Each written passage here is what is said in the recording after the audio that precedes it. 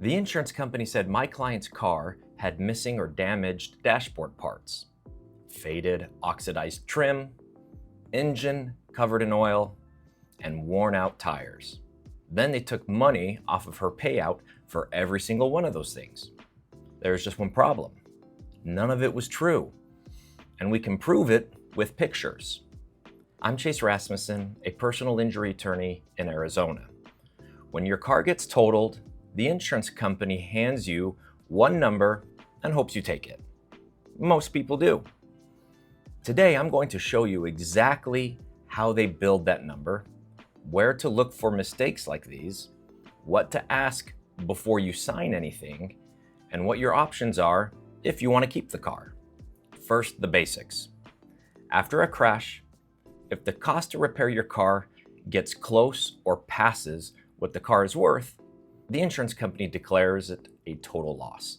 Instead of fixing it, they buy it from you. And here's the key concept. What they owe you is called the actual cash value. What your car and your mileage and your condition was worth on the open market before it was in the crash. Not what a new one costs, not what you owe on the loan, but what the car is worth. To come up with that figure, the insurance company hires a vendor who does valuations, who produces a report, and that report, not the adjuster's opinion, nor Blue Book, is where your number comes from. So that report is where you need to look. This is what most people see. A settlement summary. One page, a few line items, and a total. In my client's case, $13,953.69. And most people look at that number, think, well, they're the experts, and take the check. Don't do that yet, because behind the one pager is a full valuation report, and in my client's case, 15 pages. So step one is simple. Before you accept or sign anything, say these words. Please send me the complete valuation report. This is how they calculate the total offer. You're entitled to see it. And as you're about to find out, the 15 pages is where the money is. Here's the math from my client's actual report, top to bottom. They start with the base value. The vendor searched for cars like hers for sale in her zip code, same year, same model, same trim. In this report, 17 comparable vehicles listed for sale in a 75-mile radius. Each of those cars gets adjusted up or down for mileage, equipment, and if it was a listing rather than an actual sale, they subtract several $100s because, quote, people negotiate.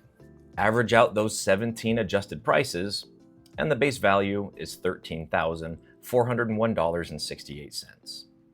Then come the condition adjustments. Money taken off because of the condition they say your car was in. Here, minus $426.32. Hold that thought, because that's where this report went wrong. They add a little back for aftermarket equipment, $20 for window tint. So credit to them for noticing that. That gives the market value, the actual cash value, $12,995.36. And then most people don't know this. They owe you more than the car's value. Sales tax, about $1,200 here. Title and registration fees, because making you whole means what it would cost to actually put a replacement car in your driveway, and you can't do that without paying taxes on it. Last, they subtract your deductible if you're going through your own collision coverage, $250 here. Quick tip. If the other driver was at fault, the deductible is often recoverable, so ask about that. Bottom line here, $13,953.69. Now let's talk about the condition adjustments, because this is the part of the report where somebody's opinion becomes your money. The report grades your car in categories: seats, carpet, glass, paint, body, engine, tires, and so on. You get the point. Every category gets a rating from 1 to 5. A typical car of that age and mileage is assumed to be a 3, good. Score any category below 3, and money comes off your car's value. And next to each low score, there's a comment box where the inspector wrote down why. So when you get your report, go straight to the condition page and read every rating below a 3. Or, in the situation of another report or another vendor, look to see how they graded your vehicle. What condition did they claim it was in? Then ask one question: is that actually true about my car? In my client's report, 4 categories got dinged. Let's check their work. Number 1, the dash and console, quote, doors missing or damaged, minus $49.65. Here's the actual dash. Look at it. The console door, there. Glove box, there. Every panel, every cover, it's in place and intact. Nothing missing, nothing damaged. Number 2, exterior trim, fading, fogging, oxidation, minus $39.72. Here's the outside of the car. That's the actual paint and trim. The chrome is bright, the moldings are straight, the black paint still shines. Does anything there look chalky or oxidized to you? Number 3, and this is the big one. The engine, quote, significant amount of oil and fluid buildup around covers and gaskets, minus $266.01. That one line is more than half of the entire condition deduction. So here's my question: where's their photo? When a report claims significant buildup, there should be an inspection photo backing it up. Demand it.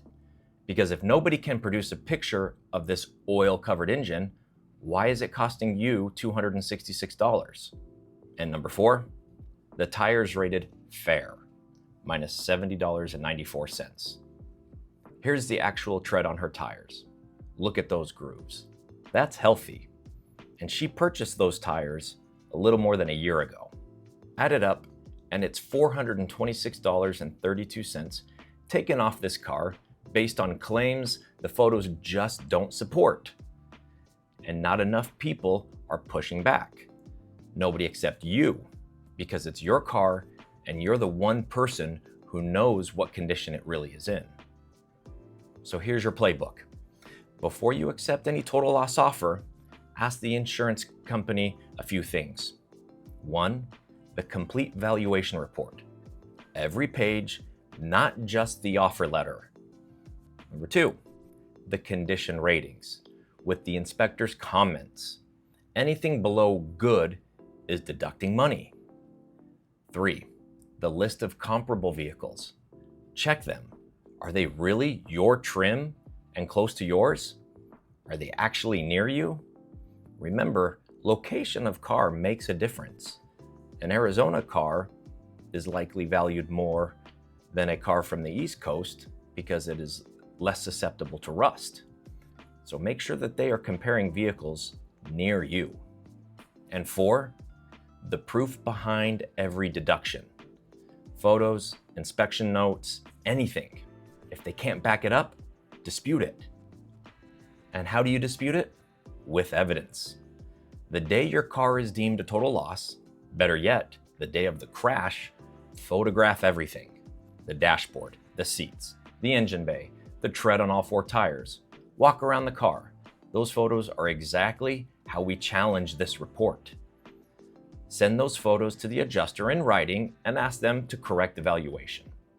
If they won't, most auto policies have an appraisal provision that lets you invoke a neutral process. Check what your policy says. You can file a complaint with your state's insurance regulator, and if the crash involves injuries, talk to an attorney before you sign anything. One more decision people don't realize they have. You don't have to give the insurance company your car. Option 1 is the standard route. You sign over the title, they take your car, you get a full settlement. Value plus taxes and fees minus your deductible. Clean break. Maybe it still drives. Maybe the total loss is mostly cosmetic. Maybe you want it for parts. That's called owner retention. And here's how it works. The insurance company figures out what the wrecked car would fetch at a salvage auction, the salvage value. and subtract that from your check. You keep the car plus the difference. But know the trade-offs. The title gets branded as salvaged in most states, Arizona included. You'll need repairs and an inspection before it's legal to drive again. And branded titles also permanently cuts the car's resale value, and some insurers will not write insurance for it. Sometimes keeping the car makes real sense, like it does in my client situation. It's almost purely cosmetic, and the vehicle still drives very well. Just do the math first. Settlement minus salvage value versus what the car is honestly worth it to you. And I get it for most of my clients. They have a vehicle that's paid off, and they don't want to incur the cost of loans or having to find a new vehicle. Just make sure you weigh the pros and cons. So remember 3 things. Get the full valuation report. Always. I cannot stress that enough. Check every condition deduction against reality with your own photos, and be honest with yourself. If they say something is faded or torn, be real. And know the first number is the starting point, not a verdict.